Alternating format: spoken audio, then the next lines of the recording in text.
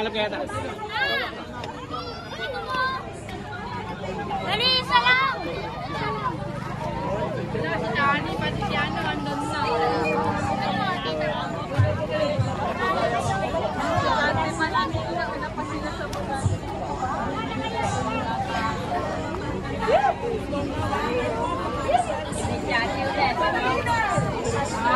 Pangarap niya agad ito na yung ganyan jawa. Kaso nagkaitan pa na punta eh.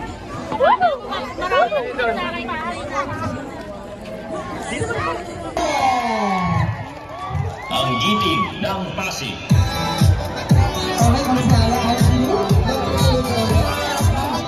Bata, mga bata. Next week, giting ng Pasig po tayo. Number 15 sa balota, kung si Boy Reynoso. Number 14 sa balota, kung si Mario Marquez. Number 18 sa balota, kung si Warren Rosendo. Number 8 sa balota, kung si Ala Angelou de Leon. Number 1 sa balota, kung si Hugo Agustin. At number 10 sa balota, kung si Ryan Enriquez. Pabuhin muna natin si Mayor. Mayor Vico Soto! Ryan, Warren, Maro. Okay, Konsehal. Mga urban poor communities magkaroon ng kuryente. No? So, ganun po ang ginawa natin. Gumawa tayo ng batas, pinadali natin ngayon yung pag-a-apply ng legal na kuryente sa lahat, sa buong Pasig. No? Kaya ang dami na natin natulungan. Doon sa mga wala pang kuryente dito, lumapit lang po kayo sa opisina ko at tutulungan ko kayong magkaroon ng kuryente. Natapos ko na yung kuryente. Ang susunod naman natin gagawa ng batas, tubig naman. Yun din ang problema nyo, di ba? Tubig. Legal na tubig. Legal na koneksyon sa tubig. Tama po ba? Yan ang isusunod na natin. So, teka muna. Ang Barangay Santolan, narinig ko, solid giting ng Pasig. Tama ba yun? Hindi na ako magtatagal magsalita. Dahil total, solid giting ng Pasig naman kayo. Ang number ko sa balota ay number 1. Ano number ko dito sa kanan? Number ko? Mahina. Number? Dito sa kaliwa? Dito sa gitna? Buboy Agustin, hindi man po magandang titigan, pero kawili-wiling tignan. Magandang hapon sa inyo lahat. I love you all, Mama Chup-Chup. Muling iboto ang number 1 sa balota, kung si Buboy Agustin. Kakampi ng Pag-asa, Vice Mayor Dodot Jaworski. Okay, magandang hapon sa ating lahat.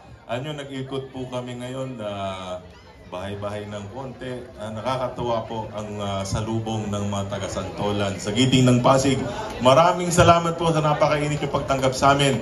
Kayo na mismo nagsasabi, palapit pa lang kami sa mga bahay-bahay ninyo. Straight giting ng Pasig kami dito. Alam nyo, mga kaibigan, talaga namang alam ko bakit kayo nagpapakita ng ganyang suporta. Dahil nararamdaman ninyo yung pagbabago ng ating lungsod. Simula naging mayor, si Mayor Vico, tama o ba?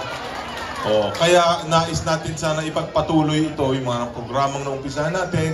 Yung actually, itong lahat, ang pundasyon po nito ay ang mabuting pag-gobyerno o yung good governance na tinatawag. Ano bang nadudulot ng good governance talaga? Kasi minsan napag-uusapan natin yung mabuting pag-gobyerno, pero ano ba nagiging resulta at pagkakaiba pag meron po tayong gantong klaseng pamamahala? Number 1, yung mayaman pong ating lungsod. Mula 2019, 10 billion po yung minana niyang budget. Pagkatapos po ng 3 taon, nag-pandemya pa tayo, naalala ninyo, lockdown pa. Imbes na bumaba po koleksyon natin, umakit pa yung budget natin from 10 billion, naging 13.5 billion. In 2022, noong 2022, hinalan nyo naman yung giting ng Pasig, binigyan nyo kami magkakataon, makapaglingkod, kasama po ni Congressman Roman, kasama po ni Mayor Vico, at 2023, mula 13.5, naging 15 billion ang budget po natin. In 2024, naging 17.2 billion at itong 2025, katulad po nabanggit ni Councilor Maro Martres, nasa 22.4 billion na po tayo.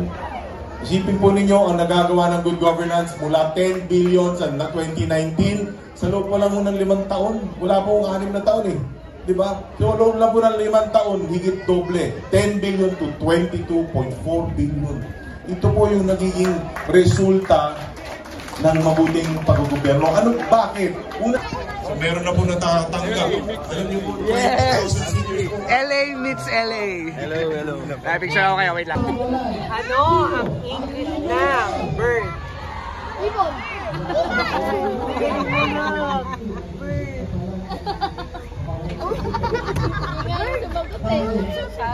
Di po ano? Hindi po kami pinalad ni Consi Warren. Alam niyo po kung bakit? Sabihin niyo po bakit? Kasi po in-straight yung ang giting ng Pasig ng 2022.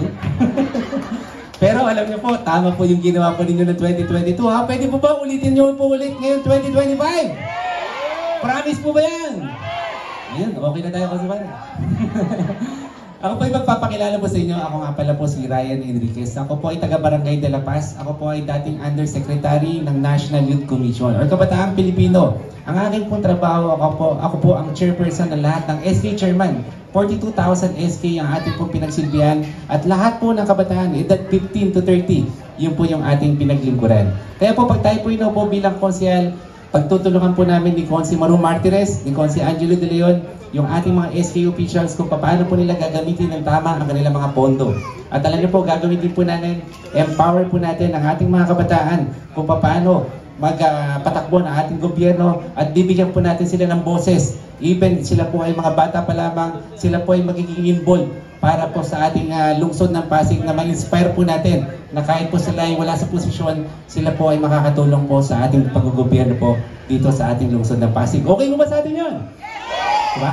Alam niyo po, marami po ako sikreto sa buhay na gusto ko pong ituro sa ating mga kabataan. Alam niyo po ba kung ano? Isang sabihin na lang po ng ano, ituturo ko po kagad sa inyo. Sabihin niyo po, ano? Diba? Alam niyo po kasi ako'y nagpag-aral ng kolehiyo na libre, matrikula, tirahan, pagkain. Diba? Paano po natin ginawa po yun? Sabihin niyo po, paano? Diba? Kasi po ako ay athlete, varsity player. Naglaro po ako ng NCAA at UAAP nung college days po natin. Table tennis po yung aking sports, pero alam niyo po, dati basketball player ako. Naniniwala po ba kayong basketball player ako? Kasi po maliit lang po ako, diba? Kaya po, nung ako po ay nagkuleyo, sabi ko po, hindi na obra tong aking sports na basketball. Kailangan ko mag-shift na ibang sports. Kaya po, nag-practice ako naman ng ibang sports, yung table tennis. Kaya po, dahil sa paglalaro ng table tennis, birin niyo po, 1 year lang po ako naglaro, na libre na po yung aking matrikula, tirahan, at pagkain. Di ba? Okay po ba sa atin yun?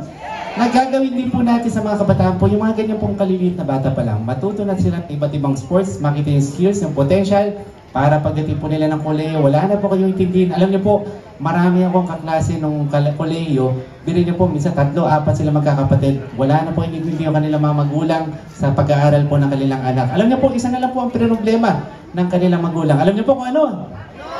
Bakit? Hindi, ano?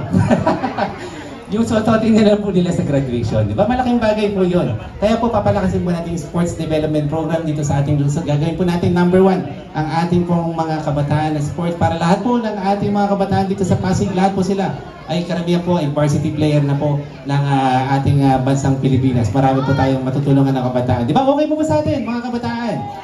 Ating mga magulang. Alam niyo po, meron pa po ako isang talento na gusto ko pong ituro sa inyo. Medyo, alam niyo po, ano? Diba? Alam niyo po kasi ako ay medyo may konting kaalaman din po sa pagnenegosyo. At alam niyo po, ito ang aking assignment kay Mayor Vico. Sino po bang gusto magkaroon ng trabaho po nito? Taas ang kamay. Diba? Ang dami. Kaya yan po yung pagtutulungan po namin nila Consi Angelo De Leon na kung paano po natin pag-uugnayin ang mga negosyante at mga gusto pong magkaroon ng trabaho para pagdating ng panahon ay konti na lang po at mapapabawasan po natin ang unemployment po dito sa ating lungsod na Pasig. Diba? Okay mo ba sa atin? Diba? Basta tiwala lang po kayo. Ako naman po ay kilala nyo bilang tulay ng pag-asa. Alam nyo bakit tayo tinawag na tulay ng pag-asa? Oh. Hindi ko pa tinatanong pero alam na nila. Diba? Alam niyo po kasi sa Barangay Pinagbuhatan, meron pong isang lugar po doon. Isipin niyo po, bago po sila makalabas ng bahay, kailangan po nila sumakay ng bangka araw-araw. Diba? Birin niyo po, ganun po ang kanilang buhay. 40 years na problema po nila yun. Alam niyo po, bumalik po ako doon. Sabi ko po, pagbalik ko po dito, lalagyan ko po kayo ng tulay. Kayo po ba pag sinabi ko lalagyan ko kayo ng tulay, maniniwala po kayo? Ba, malaki na tiwala niyo po talaga sa akin. Alam niyo po, bumalik po ako doon, wala pa po isang buwan. nilagyan ko po sila ng tulay. Biro niyo po, hulaan po ninyo, ilang araw lang natin nilagyan ng tulay. Hindi po araw, oras lang. Biro niyo po, 4 na oras lang po, may tulay na po sila at diretso blessing na po yun. Diba? Wala po mang palakpakan doon. Diba? Kaya po sana, tiwala na lang po sana sa buong Giting ng Pasig. At nakita niyo na po, proven and tested na po ang buong Giting ng Pasig ay talaga na pong dala-dala po namin ang pagsiservisyo. Nasisiguraduhin po namin na kami po hindi mga ako, pero yung amin pong yung mga gagawin po namin. Kasi alam niyo po, nanghinayang po ako sa aking experience sa national government na kung sasayahin ko lang po na pag ako po'y pala rin bilang konsehal, paano rin po kayong nagpanalo ng isang senador, di ba? Alam niyo kung bakit? Diba? Kasi po yung mga programa ng national government, ibababa pa rin po natin dito sa ating lungsod. Kaya po 2-in-1 na po yun. Kaya sasayangin po ba natin yun? Kaya po ba straight Giting ng Pasig na po tayo? Pwede po ba straight na? Alam niyo po kasi, pag hindi niyo po in-straight ang buong Giting ng Pasig, baka mamaya matalo na naman po kami ng konsewari niya. Diba? Yari na naman po kami. Diba? Diba? Isang karangalan po kasi ngayon na ako po ay maging parte ng Giting ng Pasig at isang karangalan po makasama si Mayor Vico Soto, si Vice Mayor Dudut at si Congressman Romulo sa isang stage, pero wala po kami stage. Ano lang po kami? Simple lang po. At ito po ay natutunan ko na pwede palang manalo sa isang simpleng pangangampanya at ako po ito ite-treasure ko habang buhay. Na posible pala to. Alam niyo po, walang naniniwala. Pero alam niyo po, buong Pilipinas. Diba? Si Mayor Vico lang to ang nakakagawa ko dito. Kaya po, Mayor, maraming salamat. At ako po nagpapasalamat na rin po sa inyo in advance. Alam ko po, ang tagumpay po natin ay malapit na po, no? Di rin nyo, 4 na araw na lang po ang kampanya. Ang eleksyon, 2 araw na lang po ang kampanya. Ako po ay natutuwa at nalulungkot dahil 2 araw na lang po natin makikita si Mayor Vico na nangangampanya. Diba? Kaya history in the making na po to. 2 araw nyo na lang po makikita si Mayor na nangangampanya talaga bilang Mayor po natin. Kaya po sana, bigyan po natin ng straight Giting po tayo. 15-0 history. Yun na po. Maraming salamat. Number 15 sa balota, Ryan Enriquez. Thank you very much po. Muling ating iboto ang number 10 sa balota, Consi Ryan Enriquez. Mahina, yung parang sabungan, yung malakas. Magandang hapon sa Tulan. Kilala niyo ba ako? Ano pangalan ko? Warren Insinso. Insinso, yun yung pangtabuhin ng demonyo yung muusok. Kayo Ano pangalan ko ulit? Warren Tosino naman. Gusto nyo talaga yung Tosino, bawal ngayon. Bawal, Okay, t-shirt lang. Hanggang t-shirt lang. Okay. Dalawa lang po ang aking programa, edukasyon tsaka senior citizen. Mahalaga ba edukasyon? Mahalaga. Dito sa lungsod ng Pasig, libre lahat sa public. Magmula school uniform, ano pa? Sapatos, ano pa? Notebook, bag, ano pa? Uniform. Tablet, ano pa? Bag, ano pa? Paulit-ulit na Baon, o yung allowance, yung 1.5. Pag 2 anak, magkano? 3,000. Sino nag-isip niyan? Mayor Vico, palakpakan tayo. Kasi, nung araw, wala yan Nung naupo si Mayor Vico, bigyan na natin ng konting pamasahe at saka konting pangmerienda. At habang lumalaki ang budget ng Pasig, pwede pang madagdagan yan. Pero hindi ako nagsasabi Just in case lang, di ba? Habang lumalaki, no? Kaya palakpakan natin si Mayor Vico. Mahalaga po ang makapagtapos. Pwedeng sabihin ng anak mo, Nanay, 5,000 pangbayad mo ng kuryente tubig. Pwede hindi. Kasi ang mga Pilipino nagtutulungan Tama hindi? O nanay, ito, 1,000. Pakulayan mo yung buhok mo. At saka pang manicure, pedicure para magmukha kang bata. Pwede hindi? Pwede. Yung anak ko, lagi ginagawa. Papa, 10,000, huwag kang maingay kay mama. Baka mahinga ng balato. Kaya mahalaga po makapagtapos. Ilaban natin. No? Tutulungan ko po kayo. At sa pamumuno ni Mayor Vico, Congressman Roman, at saka si Vice Dudut, pagtulong-tulungan namin ng buong council. Kaya palakpakan tayo. Pangalawa, senior citizen. Sino senior nito? Taas ang kamay. Ang presidente natin, si Consi Boboy, Oy, sige, okay. Ako din po, senior na. Mukha na ba akong senyor? Parang ilan? Ay, 59 ka ng 59. Wala kang tosino. Eh, ilan? 20, exact naman to. Ilan, nanay? 17. Bigyan mo nga ito ng 5 tosino. Ha?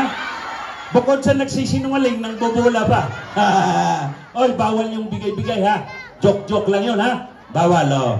Oy, pagka ako'y nanalo, aalagaan ko kayo mga senior citizen. Ha? Kasi ako, iintindi sa inyo. Kapwa nyo senior, sinong iintindi? Ha? Oh. O kaya, tulungan ko kayo, ha? Palakpakan tayo. Pangatlo, pamaskong handog. Lahat ba nakatanggap? O, yung dito, hindi yata nakatanggap. Lahat nakatanggap? Sabay-sabay. Sino na naman nag-isip niyan? Mayor Vico. Ay, naku. Wala na yatang ginawa. Di na natutulog. Lagi na lang nag-iisip. Anong mabuti, no? Sa mamayan ng lungsod ng Pasig. Kaya, no wonder why, naging champion, no? Anti-corrupt by US State Department.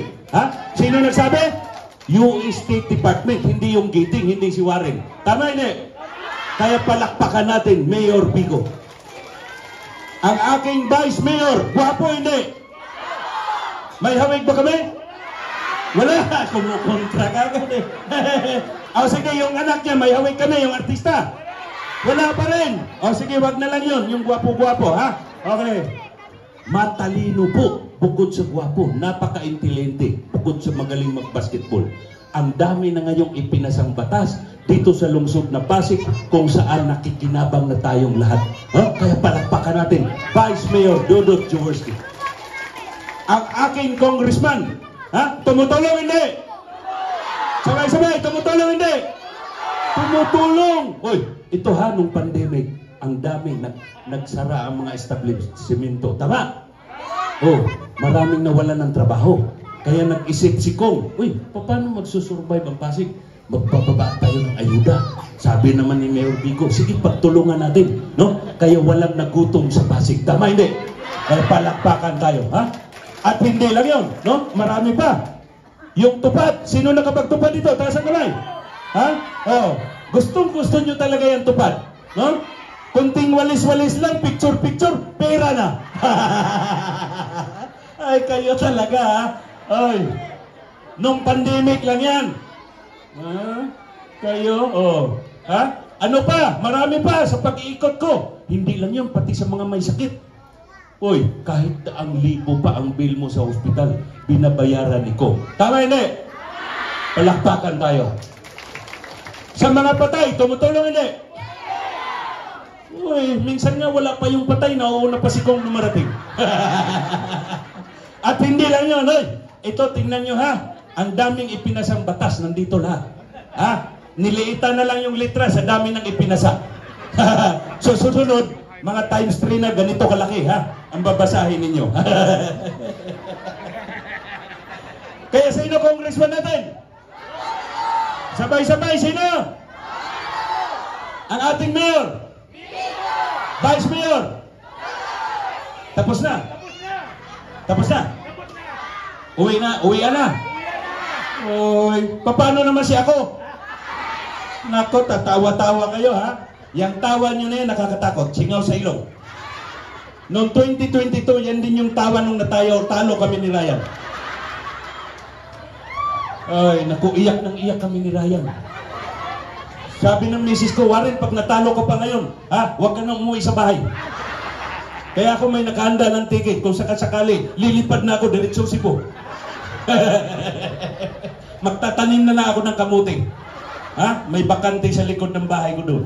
No? Oh. Si Ryan din, sasakay na rin ng tagbot via floodway. No? Magtatagbot na. Mamimingwit na lang ng tilapia. Para pagdating niya sa amin, kakainin namin yung tilapia at saka janitor fish. No? At saka yung kamuti. Oh, tatawa-tawa kayo. Hoy, joke lang yan. Huwag nyo seryosoin, ha? Tutulungan nyo ba ako? Opo! Pwede? Sabay-sabay, tutulungan nyo ba ang Giting ng Pasig? Okay, Warren Inocencio number 13 sa balota. Maraming salamat po. Magandang hapon po sa ating lahat. Ating iboto ang number 13 sa balota, Consi Warren Inocencio.